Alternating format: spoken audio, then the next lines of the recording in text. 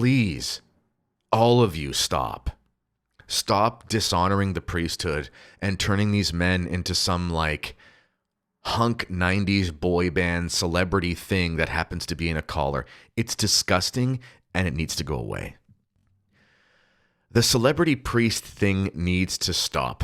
Perhaps you've had the same experience I have. I'm scrolling through YouTube to find a video by someone that I want to watch or something on X, and I'm trying to find a post from somebody. And because it's Catholic algorithm oriented, I get this stuff popping up of all of these various celebrity priests. It's really cringe. It's vainglorious, I think. And it's kind of creepy. And I'm going to explain why and why it needs to stop and the difference between the celebrity priest trend and a priest just simply being well known because he has good things to say. Stay tuned.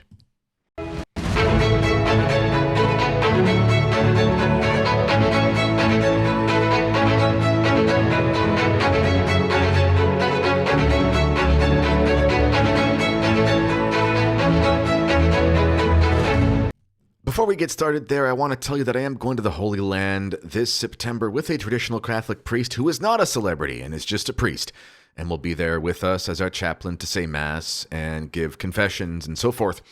And we will be visiting all of the wonderful sites in the Holy Land, walking in the footsteps of our Lord, Our Lady, the Apostles, and St. Joseph. Click the link underneath. Oh, there's a fly around me. Beelzebub is not happy. There's a link underneath, and all right, back to the show. So there are three main ways that we lose our soul, or three main modes of temptation, or, things that lead us to sin. And we're talking about the world, the flesh, and the devil. The devil is obviously the devil, and it's through his actions that many of us are tempted. The flesh is where we interact with our concupiscence, with our lower passions taking over our rational thoughts. We think, with the wrong part of the body, to put it plainly. The God is the belly, as St. Paul says. And then there is the world.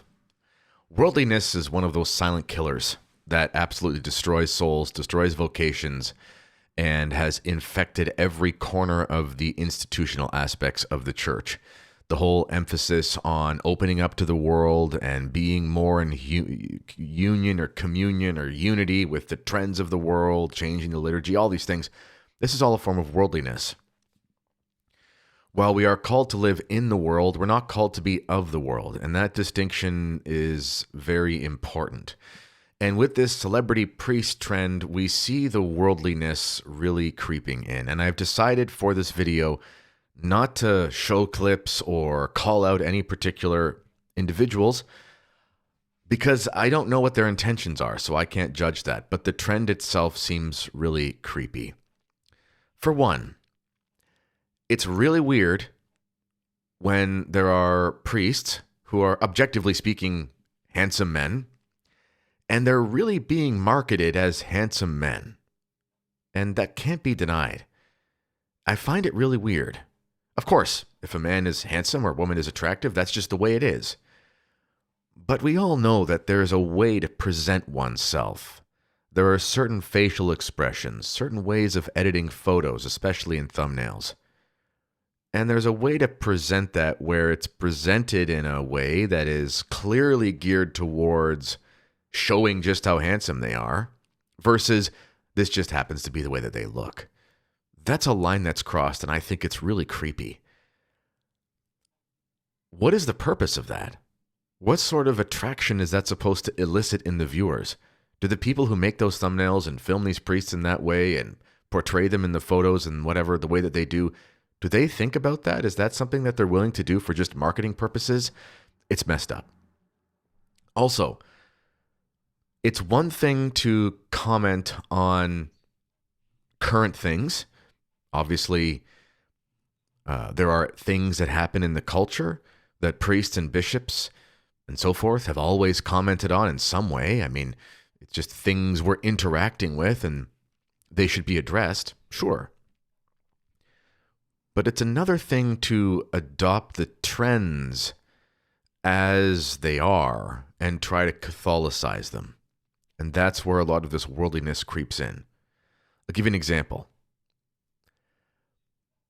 while I do think it's true that Catholics can use some aspects of the media, I'm doing that right now. I'm also not a priest. While I do think it's true that certain aspects of the media can be used, the Catholic Church was always at the forefront of trying to harness radio technology and the printing press and stuff. Sure. It's also true that there are certain ways of doing media that are just kind of irredeemable. There's no excuse for priests of Jesus Christ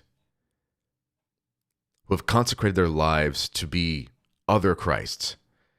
There's no excuse for them to be doing like TikTok or shorts for stuff, following trends of whatever is the popular thing on TikTok and so forth, or Instagram, whatever. You know what I'm talking about. You can't act like that. I don't really think any grown man should do that at all, to be honest, because I think it's pretty gay. But especially a priest should not be engaging in some of these trends where I'm going to do this type of video with the selfie and whatever. That's just weird. That's weird. Another thing is, how can we be sure that these men have the necessary virtue to become celebrities and not allow their pride and their concupiscence to get in the way? I mean, have we learned nothing from the abuse scandals? Are we really thinking it's a good idea to turn these men into like heartthrob celebrity crushes of young Catholics? Has no one thought of that? That's really messed up. The reason why priests adopt historically and should adopt still, and there are good traditional priests and other there are some dioceses that still do this, which is good, or they've recaptured it, which is good. But the reason why they adopt radically different ways of life and why they don't engage in things the same way the world does is to protect them and to protect the faithful. The best way the devil can harm the church and harm the faithful is to corrupt the priests. We're living through that. It just seems to me so egregiously irresponsible to have these men basically be like Catholic versions of a social media influencer as a priest in the collar. It's very weird. There's another thing that happens too with a lot of these men is, they'll have these priests engaging in activities, whether it's athletic activities or things in the popular culture, in these very mixed settings where there's a lot of immodesty.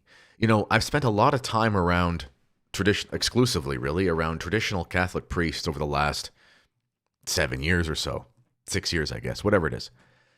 And one of the things that's become very clear to me is that you really understand and get the sense of how set apart and how different priests are supposed to be when they are taught in traditional seminaries. It's not like a standoffishness or whatever, but it's a separation of office. In the same way, if I were to imagine what it would be like to be around someone of high society, of a particular station in like a traditional European culture, Victorian England or something, we scoff at that because we're a bunch of stupid liberal, Democrats nowadays, and we hate monarchy and whatever, and we think it's all backwards. But really, there was a huge purpose to that, and it created a type of social decorum that was conducive to morals. Yeah, people are always going to be sinners, but it was very good to have that sort of behavior. It brings a lot of dignity to interactions, and it creates hierarchical divisions which are important for the functioning of society and the keeping of morals, especially publicly. And in the priesthood, when you encounter these very strong traditional priests, you feel that sort of thing where, I have friends who are priests, and we're very close in a certain way, but there happily is this, there's this line that's not crossed with familiarity. And I think it's good. I think it's good. I don't think that I should treat them the same way that I treat my buddies. I don't think they should treat us the same way that they would treat their buddies as they had growing up. I think something changes when you become a priest, and you need to not be like everybody else. I think it's weird, and I think it's a fertile breeding ground for scandal and sin. And then also,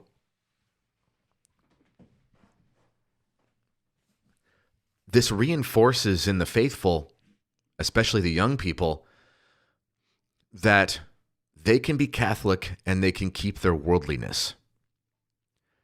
Well, okay, obviously, to be Catholic is to be baptized and to profess the Catholic faith. Fine. Yes, obviously, we can be bad sinners and still be Catholic. We're all guilty of that in some way. But you can't be a saint and be like that, can you? You can't seek after holiness and be like that, can you? So the type of attraction towards Catholicism this is going to bring, it's going to be very worldly and vapid. Of course, God can write straight with crooked lines, and I'm sure there are many people who have come into the church or gone to mass or something because they've, encountered some of this celebrity priest thing, and then they, had the inspiration to work and go deeper and stuff. But that's just really God bringing good out of evil, which he can do with anyone. But the celebrity priest thing crosses so many lines. Also, the funny thing is, or the ironic thing is, these men become like little individual magisteriums. It's maddening. I remember dealing with, this discovery of tradition in my life, as many of you have, and it creates tensions, right? Because some of your old friends think that you're holier than thou or whatever. And, I remember having these conversations through email and text and whatever, trying to figure this out. And it would be like, well, look, Father so-and-so says this. And I'm like, I don't really care what Father so-and-so says. His million people viewing his thing has nothing to do with his argument. He's just handsome and people like him and you watch him all the time. It's not an argument for truth that has any authority to it. His opinion on his YouTube video has the exact same amount of weight as the priest down the road who's never stood in front of a camera, thank goodness, and has a different opinion. But it lends a false sense of magisterial authority. Oh, Father so-and-so has a series on this. It's like, well, yeah, it might be good, but I don't really care if it's high production and 1 million people have watched it. I'm going to judge it based on how it corresponds to the perennial Catholic faith. Oh, there's an error in it? Well, Father so-and-so's ministry is really doing harm to the church because it's got error in it. Yeah, but he's so engaging. I don't care. The Antichrist will be very engaging. That's not an argument for it being good. Well, yeah, but so many people's lives are changed. Well, you don't really know that, do you? Because that's like saying, oh, so many conversions happen at Medjugorje. Well, no, a lot of Catholics go to Medjugorje, and then something sparks in them a feeling of wanting to practice the Catholic faith, and they may stick to it, and they may not, and we have no way of knowing that. And we also don't know if many people who are sparked towards the Catholic faith at false apparitions and things like that might adopt weirder stuff down the road. We can't say with certainty so many conversions have come out of it. This is just anecdotal. And we can also argue the opposite, can't we? We could talk about other people who encounter these celebrity priests and are turned off by it. And in fairness, it's not just something that happens in Catholicism. There is one priest, there are a number of priests in the Orthodox online space. One of them is like really into bodybuilding and stuff.